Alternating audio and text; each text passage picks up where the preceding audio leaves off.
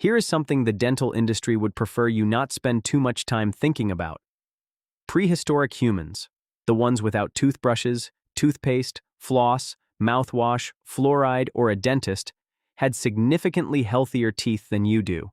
Not slightly healthier, dramatically healthier, fewer cavities, less gum disease, a different oral microbiome, more diverse, less dominated by the specific bacteria that cause the conditions you're told to brush and floss to prevent. The first toothbrush was invented approximately 1,500 years ago in China. The conditions these tools were invented to fight, cavities and gum disease, became common only after humans started farming, roughly 10,000 years ago. Before that, for the vast majority of human evolutionary history, those conditions were rare. Your ancestors didn't have dental hygiene. They didn't need it. And understanding why tells you something significant about the gap between the body you have and the diet you're feeding it. The key study was published in Nature Genetics in 2013 by a team led by Alan Cooper at the Australian Centre for Ancient DNA. The researchers extracted microbial DNA from the dental calculus, mineralized plaque, of 34 prehistoric European human skeletons ranging from the Mesolithic period through medieval times. They could trace the evolution of the oral microbiome across thousands of years of human dietary and lifestyle change. What they found? Hunter-gatherer teeth carried a diverse oral microbiome. Many species of bacteria in a complex, relatively balanced community. Among those species, the bacteria most associated with tooth decay and gum disease, specifically Streptococcus mutans and Porphyromonas gingivalis, were present in low abundance. Then, agriculture arrived. Grains and carbohydrates became dietary staples. The oral microbiome changed. The diversity collapsed. Streptococcus mutans, which thrives on fermentable carbohydrates and produces the acids that erode tooth enamel, expanded dramatically. Cooper's summary. Hunter-gatherers had really good teeth.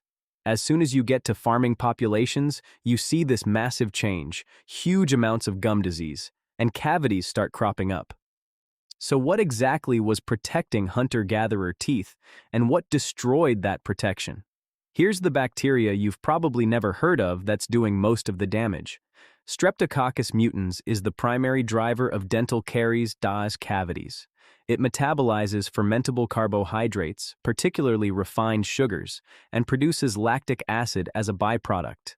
That acid dissolves tooth enamel. Given sustained access to fermentable carbohydrates in time, it will work its way through enamel and into the dentin underneath. The point? Streptococcus mutans cannot do significant damage without fermentable carbohydrates as fuel. Remove the fuel and the bacteria may be present, but the acid production drops dramatically. Hunter-gatherer diets, meat, fish, nuts, roots, tubers, fruit, provided very little fermentable carbohydrate relative to agricultural diets based on grains and starches, and essentially none of the refined sugars that entered the diet at scale only with the Industrial Revolution. The hunter-gatherer oral microbiome didn't need management. The diet didn't feed the bacteria that require management. So why did agriculture change everything so fast? If this is making you rethink your breakfast, good. Subscribe so you don't miss what's next. Ug's teeth are doing great, and he wants you to know why. The speed of the oral microbiome change after the introduction of agriculture is one of the more striking findings in the Cooper study. It wasn't a gradual drift. It was a relatively rapid collapse of diversity corresponding to the adoption of grain-based diets, with a second, even more dramatic shift at the Industrial Revolution, when refined sugar entered the diet at scale. Like cavities, gum disease seems to have set in when peoples began farming, Cooper told NPR after the study was published. The mechanism is clear in retrospect. A grain-based diet provides sustained fermentable carbohydrate in every meal. Streptococcus mutans feeds on it. The bacteria that thrived in the more protein and fat-heavy hunter-gatherer diet couldn't compete as effectively in the new carbohydrate-rich environment. The microbiome tipped, not because anyone introduced a new pathogen, but because the fuel source changed, which changed which bacteria could dominate. This is the oral microbiome version of a broader pattern that runs through the whole story of human health after agriculture. The diseases we think of as normal features of human life, tooth decay, gum disease, type 2 diabetes, cardiovascular disease, eye, appear in the archaeological and epidemiological record in high prevalence only after humans started farming. Not because farming is inherently bad, but because the dietary patterns it produced in many populations were genuinely different from the ones the human body had been shaped in. Evolution spent 100,000 years building a mouth that could handle meat, nuts, tubers, and fruit. Then we handed it bread and sugar and expressed surprise at the results. The mouth has been filing complaints ever since. We call those complaints cavities. Here's the detail that makes the hunter-gatherer oral story more complex than just, they didn't eat sugar. It's not only about what they didn't eat, it's about what they did eat and how they ate it. Hunter-gatherer diets were high in fiber, which mechanically cleaned tooth surfaces during chewing. They were high in fat and protein, which don't ferment in the mouth the way carbohydrates do. They included foods with natural antimicrobial properties, certain plant compounds, raw meat's natural bacteriostatic effect, and crucially, they were low in processed or highly refined foods of any kind. Processed here is a spectrum. Grinding grain between stones introduces more digestibility, but also changes how much fermentable starch is available. Stone grinding is different from industrial milling. The further toward refinement and processing, the more available the fermentable carbohydrate to oral bacteria.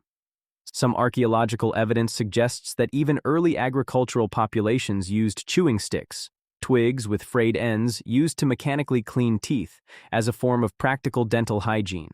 These have been found at sites across Africa, the Middle East, and South Asia, and are documented in use today in many traditional cultures. The active compounds in certain chewing stick species, salvadorine and trimethylamine from the Salvadora persica tree, widely known as the toothbrush tree, have documented antimicrobial properties against oral bacteria. The ancient world did not invent dental hygiene arbitrarily. It invented it in response to a dietary change that created a problem that hadn't existed before. The hunter-gatherer didn't need a toothbrush. The farmer eventually did. The difference was diet. Here's the modern parallel that makes this immediately personal. A large study from the University of Illinois at Chicago found that Native American skulls from the pre-contact period, before European settlement introduced wheat, sugar, and processed foods, showed significantly lower rates of dental caries than post-contact remains from the same groups. The introduction of European dietary staples into populations with no history of grain-based diets produced a measurable, rapid deterioration of oral health visible in the archaeological record within generations. This is not ancient history. The skulls are from the 17th and 18th centuries. The change was fast enough to be visible in the fossil record within a few human generations. The oral microbiome, once disrupted, does not automatically recover when the dietary change reverses. Your oral microbiome reflects thousands of years of dietary history, and the last few hundred years of that history look nothing like the previous 100,000. There's a research program trying to understand whether the damage is reversible and what it would take. Jeff Leach, who co-founded the American Gut Project and spent time living with the Hadza hunter-gatherers in Tanzania specifically to study their microbiome, found that the Hadza gut microbiome contained a diversity of bacterial species that had disappeared from most industrialized populations. The same pattern that Cooper found in the oral microbiome appears throughout the gut. The question researchers are now exploring is, can you shift the oral microbiome by changing the diet? The preliminary answer is yes, partially. Studies of people who dramatically reduce fermentable carbohydrates and refined sugars show measurable shifts in oral bacterial populations. The dominant caries-causing bacteria decline. The overall diversity increases somewhat. But the recovery is not complete, at least not quickly. The microbiome has a historical component. Bacteria that were present in hunter-gatherers' mouths may have been lost from many modern lineages entirely. You can shift the balance, but you may not be able to fully restore a microbiome that your recent ancestors never had. This is the uncomfortable part of the story. The hunter-gatherer oral microbiome wasn't just a product of their diet. It was a product of their diet over thousands of generations, during which the specific microbial communities in their mouths co-evolved with their bodies. We disrupted that community first with agriculture, then dramatically with industrialization. What we have now is the result of that disruption, plus the specific selection pressures of the modern food environment. Brushing and flossing are working against the consequences of that disruption. They are not addressing the disruption itself. They are managing a problem that, in the evolutionary context, didn't exist in anything like its current form.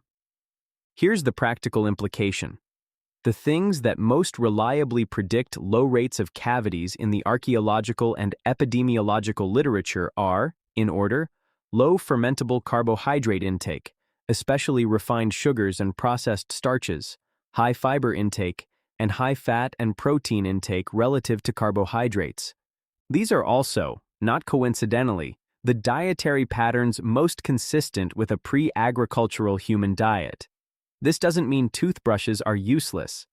In the context of modern diets, which most people are not going to dramatically change, mechanical cleaning is a meaningful and effective intervention. But the reason it's necessary is the diet, not a fundamental flaw in the design of human teeth. The teeth were fine. The fuel source changed.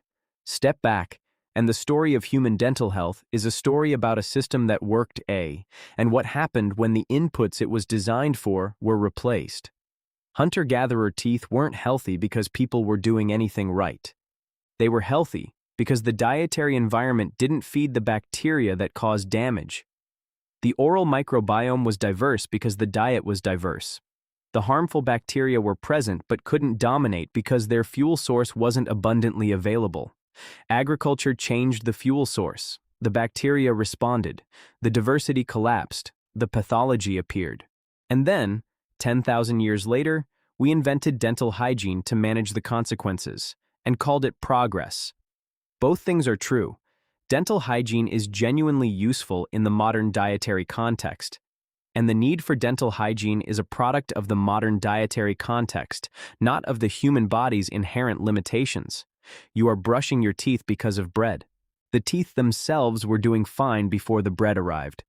Here's the one thing. The single dietary change most consistently associated with reduced dental caries in both the archaeological record and modern clinical research is reducing fermentable carbohydrates, specifically refined sugars and processed starches, not brushing more, not switching toothpaste brands, reducing the fuel available to the bacteria that do the damage. This doesn't require going on a specific diet or eliminating entire food groups. It requires one thing: time between fermentable carbohydrate exposures. Every time you eat or drink something with fermentable carbohydrates, sugar, starch, most processed foods, the acid-producing bacteria in your mouth get a feeding window of approximately 20 to 40 minutes before your saliva can buffer the pH back to neutral. The more feeding windows in a day, the more total acid exposure your enamel experiences. The hunter-gatherer wasn't snacking. There was no snack industry. The teeth got long breaks between feeding events. Brushing matters, but the gaps matter more than the brush. And if the idea that your body was built for conditions that no longer exist, conditions where the monthly period was less frequent, where the mouth's microbiome was self-managing, where the threat detection system could regularly downregulate sounds like a recurring theme. That's because it is. The mismatch runs through all of it.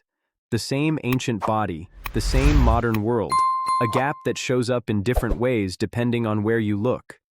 More of those gaps. That one's next.